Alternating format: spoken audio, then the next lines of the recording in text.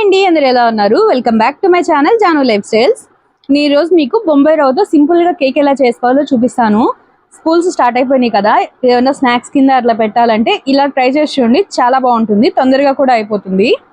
ఒక mixie jar అందులో ఒక 2 కప్పుల బొంబాయి రవ్వ వేయాలి. 2 కప్పుల బొంబాయి రవ్వకి 2 కప్పులు చక్కెర వేసి చిటికెడు సోడా ఉప్పు కూడా వేసి అందులోనే కొంచెం యాలక్కాయ పొడి కూడా వేసి మెత్తగా పౌడర్ పట్టేసుకోవాలి. అదే మిక్సీ గిన్నెలో 1 కప్పు పెరుగు, 1 కప్పు పాలు, 1 కప్పు నూనె కూడా వేసేసి బాగా పల్చగా మిక్సీ పట్టేసేయండి, ఉండలు లేకుండా. ఇప్పుడు మిక్సీ పట్టిన మిశ్రమాన్ని ముందుగా మిక్సీ పట్టిన బొంబాయి రవ్వ మిశ్రమంలో వేసి బాగా కలిపేసుకోవాలి. ఉండలే లేకుండా కలుపుకుంటే మనకు కొంతసేపటికి బొంబాయి రవ్వ బాగా నాని ఆ పాలు పెరుగు కన్సిస్టెన్సీ మొత్తం పీల్ చేసుకుంటుంది. కావాలంటే పాలు పెరుగు బదులు మీరు ఎగ్స్ కూడా వేసుకోవచ్చు. నేనైతే ఎగ్స్ లేకుండా చేద్దామని ఇలా చేస్తున్నాను. వీటన్నిటిని బాగా కలిపేసి ఒక 15 నిమిషాలు పక్కన పెట్టేస్తే పిండి బాగా ఉబ్బుతుంది. ఈ లోపల మనం టూటీ ఫ్రూటీకి ఇట్లా గోధుమ పిండి కానీ లేకపోతే బియ్య పిండి కానీ అలా కాకపోయినా మైదా కానీ ఇట్లా వేసి పెట్టుకోవాలి. ఇలా చేస్తే ఏంటంటే మనకి మొత్తం కలిసిపోకుండా విడివిడిగా వస్తాయి టూటీ ఫ్రూటీ. చూసారా, ఇది కూడా కొంచెం కన్సిస్టెన్సీ చిక్కబడింది. ఇందులో ఇప్పుడు మనం బేకింగ్ సోడా వేసుకోవాలి. అదేవిధంగా నేను ఇక్కడ డ్రై ఫ్రూట్స్ని పొడి చేసి పెట్టుకున్నానండి.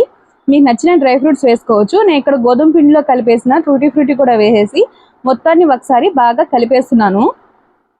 ఇదంతా ఇట్లా బాగా కలిసేసిన తర్వాత మనం ఒక దేంట్లో అయితే బేక్ చేద్దాం అనుకుంటున్నామో ఆ బేకింగ్ ట్రేలో నూనె పూసేసి పైన డస్టింగ్ కోసం గోధుమ పిండి కానీ మైదా పిండి కానీ వేయండి. అలా మొత్తం దాంట్లోకి ట్రాన్స్ఫర్ చేసేసుకున్న తర్వాత మనం ముందుగానే కుక్కర్ని ప్రీహీట్కి పెట్టుకోవాలి. ఒక 10 నిమిషాలు ప్రీహీట్ అయిన తర్వాత మనం కేక్ మిశ్రమాన్ని అందులో వేసేసి ఒక 2 సార్లు అట్లా ట్యాప్ చేసుకుంటే ఎయిర్ బబుల్స్ ఏమన్నా ఉంటే పోతాయి.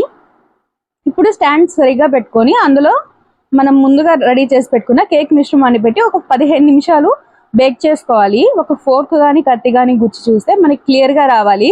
మరీ క్లియర్గా కాదు, అక్కడక్కడ కొంచెం లైట్గా క్రమ్స్ తగులుతూ ఉంటే మనకి లోపల సాఫ్ట్గా ఉంటుంది. మనకి లోపల నుంచి ఏమి అంటుకోకుండా వచ్చిందంటే అది డ్రైగా ఉంటుంది.